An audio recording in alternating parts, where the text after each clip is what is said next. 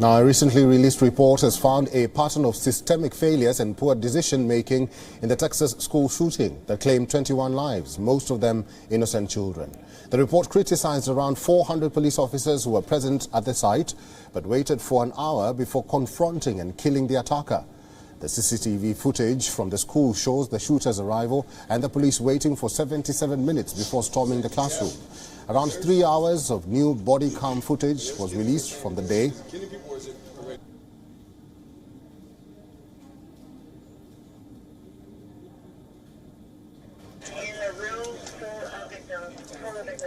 Together, the report and the newly released body camera footage from the May 24th tragedy amounted to the fullest account to date of one of the worst school shootings in the United States history.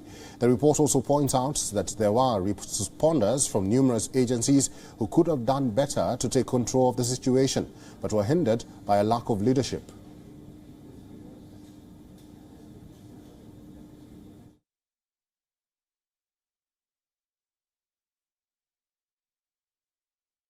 Everyone who came on the scene talked about this being chaotic.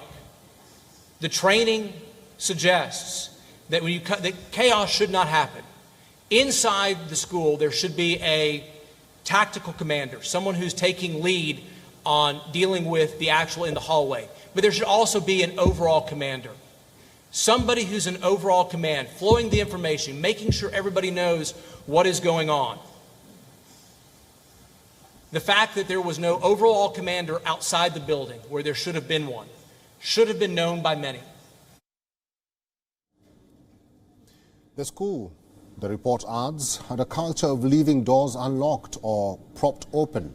The room where a majority of the shooting occurred, room 111, had a lock which did not always work. In addition to highlighting the failures, the report acknowledges the heavy-powered rifle the shooter used to kill 19 children and 2 teachers. The report also says the shooter fired over 100 rounds before any officer could arrive, meaning even a flawless police response might not have saved the majority of the victims from devastating injuries.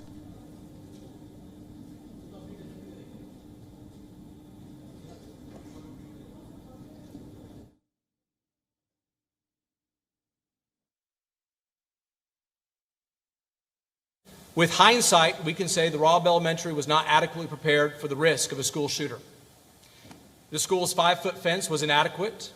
Despite a policy of locked doors, there was a regrettable culture of non-compliance. In fact, all 3 exterior doors to the building were unlocked that day, and multiple interior doors were not secured the day of the shooting. You are watching WION The World is One. My name is Eric. Let me take you to Washington, D.C. with Benji. Benji, over to you. Thank you so much. Continuing the rest of the programme today from Washington, and continuing with this topic of what we know from Uvalde, Texas, following the publication of that report, we're being joined live by our reporter Susan Tarani from New York. Susan, what do we expect to happen now as a result of this publication? Will, for instance, some authorities, police officers, lawmakers be held to account? Right, that is exactly the question that many are asking right now, and the hope that many of the parents and the loved ones of the victims hope will happen as well, considering the fact that investigators of this report made very clear that their job was to really go in and investigate as detailed as possible what happened. The investigators said, quote, "In the absence of a strong incident commander, another officer could have and should have stepped up to the task." They continued that those local officials were not the only ones expected to supply the leadership needed during this tragedy. And another thing is, we still don't know, after that video, horrific video was leaked to YouTube, about different officers and law enforcement from various agencies who sort of stood around waiting for the shooter to carry out his attack for about 77 minutes. We still don't know what different agencies those officers are from, so revelations about those agencies is still expected to come to light as well. So some questions do still remain about accountability, what agencies still need to be looked into, and also regarding rapid training. Were they trained properly?